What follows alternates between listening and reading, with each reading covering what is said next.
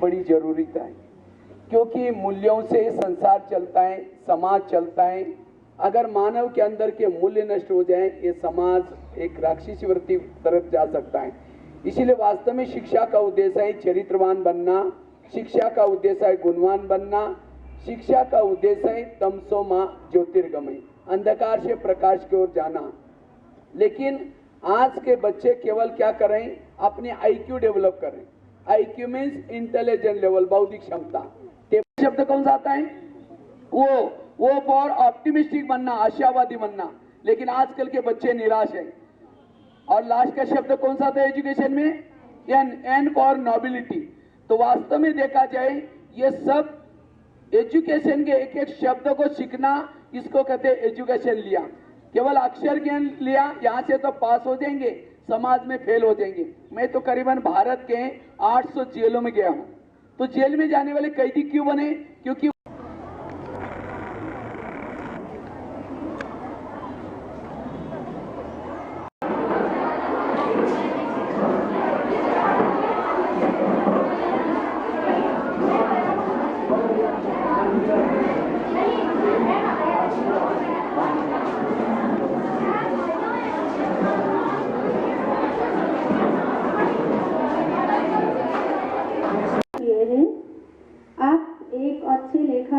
आपने आज तक 3000 से अधिक विषयों पर लेख लिखे हैं। आपके लेख हिंदी ज्ञानामृत, अंग्रेजी द वर्ल्ड रिन्यूअल, मराठी अमृत कुंभ, उड़िया ज्ञान दर्पण, गुजराती ज्ञानामृत, तमिल संगम युगम, कन्नड़ा विश्व नवनिर्माण, तेलुगु ज्ञान का नाम इंडिया बुक ऑफ रिकॉर्ड्स में नाम दर्ज हुआ है। र आज यहाँ तिमीहरूलाई विद्यार्थीहरूलाई ब्रह्मकुमार राजयोगी ब्रह्मकुमार भगवान भाइजीले केही शब्दहरू भन्न लागिराख्नु भएको छ।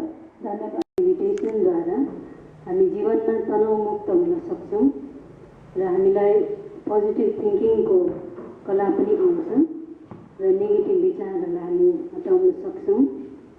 जुन राजयोग मेडिटेसन र आध्यात्मिक ज्ञानद्वारा हामी जीवनमा टेन्सन फ्री हुन सक्छौँ। जस्तै समस्याहरू आए पनि र मेडिटेसनद्वारा विशेष गरी स्टुडेन्टहरूलाई पनि मद्दत हुन्छ पढाइमा। यसको 7 डेज कोर्स हुन्छ, 1 घन्टाको। यो कुनै पनि समय आएर मेडिटेसन सेन्टरमा सिक्दा हुन्छ र यसको लोकल एड्रेस अप्पर काठ रोड, अलकनन्दा रिसोर्टको छेउमा छ।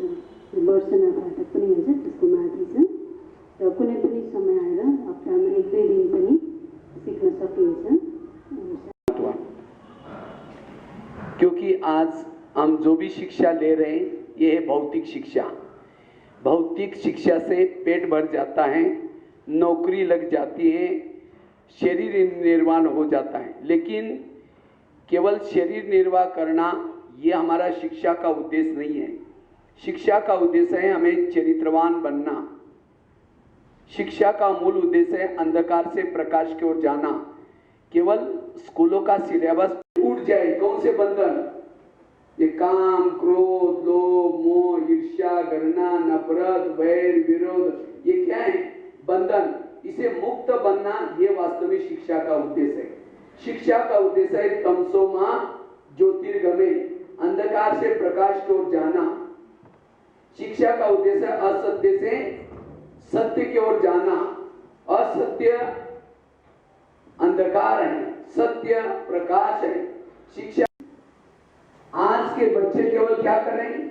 जैसे मैंने नीचे भी बताया, आज के बच्चे केवल आईक्यू डेवलप कर रहे हैं। आप आईक्यू डेवलप करने के लिए कितना घंटा बैठते हैं? यहाँ 4-5 घंटा यहाँ बैठेंगे, ट्यूशन लगाएंगे। टेबल के पांव कितने होते हैं?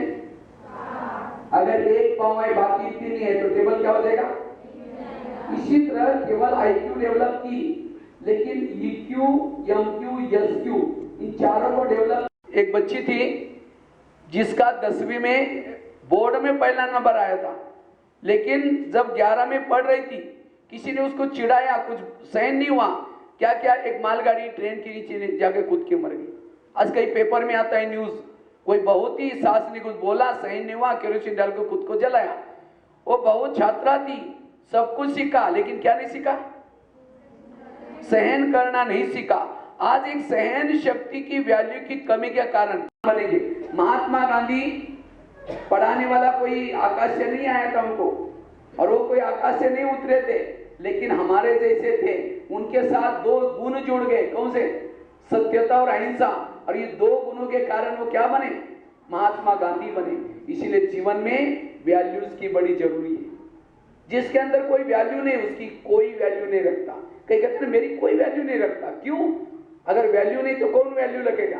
इसलिए हमें इन गुणों को सीखना। इसलिए हम आत्मा है, सामने वाली बॉडी में कौन है?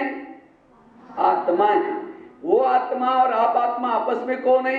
भाई भाई।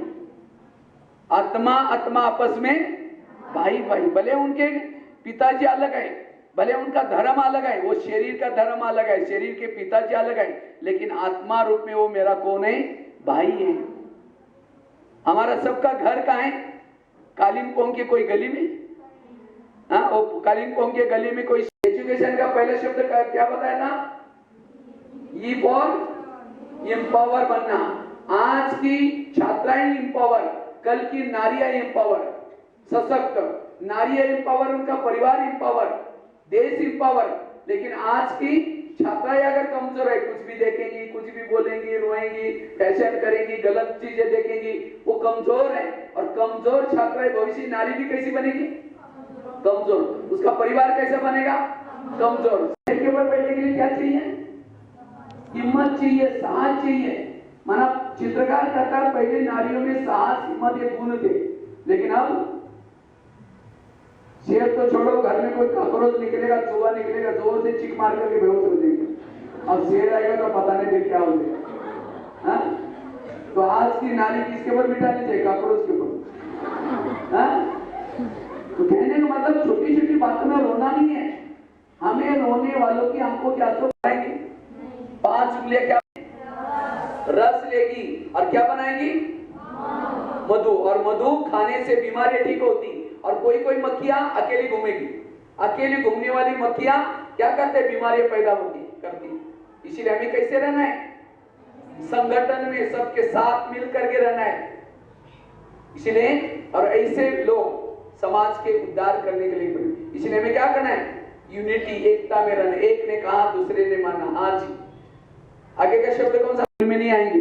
मैं एक स्कूल में गया था, प्रिंसिपल मेरे से बात कर रहे थे, कहा कि आजकल के बच्चे बिल्कुल सही नहीं करते।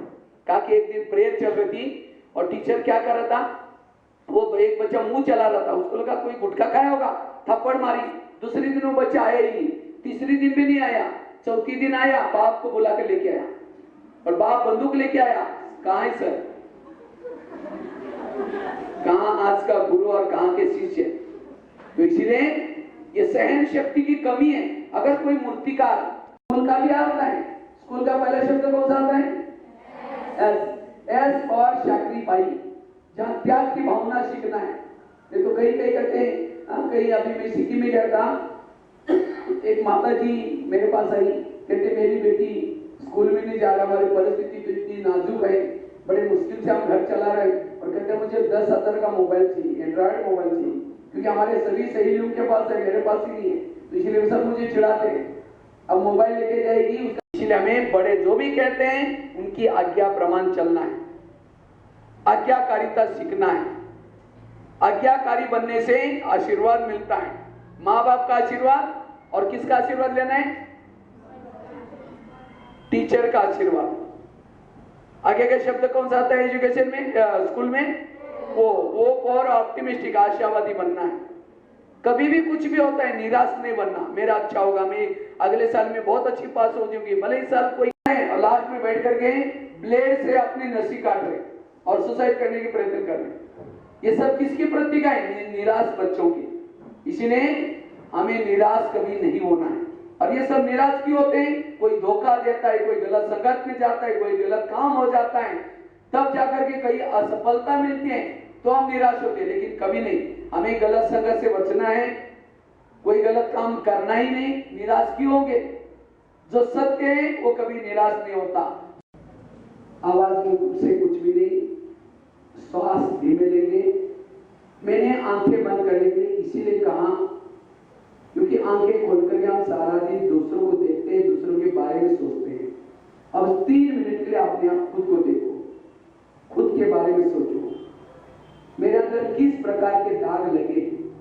गलत संगत का दाग, बड़ों का कहना न मानने का दाग, टीवी देखने का दाग, अगर ये दाग मेरे जीवन में होंगे तो मेरे जीवन की नैया डूब सकती है, क्योंकि मेरे जीवन की यात्रा सद्गुरु की आवश्यकता है। चाहे कुछ भी हो जाए, मैं सहनशील बनूंगी। ये गुण मेरा सच्चा श्रृंगार है, इससे मेरे व्यवहार में बदलाव आएगा, संस्कारों में बदलाव आएगा।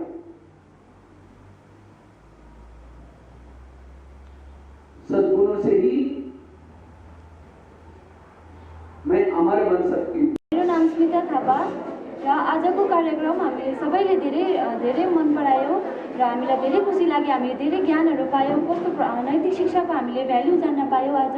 र हामीले यो जुन चाहिँ हामीलाई सरले बताउनु भएको छ, हामी त्यसलाई आफ्नो जीवनमा प्रयोग गरेर देखाउनेछौँ। सबैलाई म यही आग्रह गर्दछु कि सरले हामीलाई आज जे भन्नुभयो सबै आफ्नो जीवनमा सबै त्यसलाई प्रयोग राम्रो तरिकामा प्रयोग गर्नेछौँ। धन्यवाद।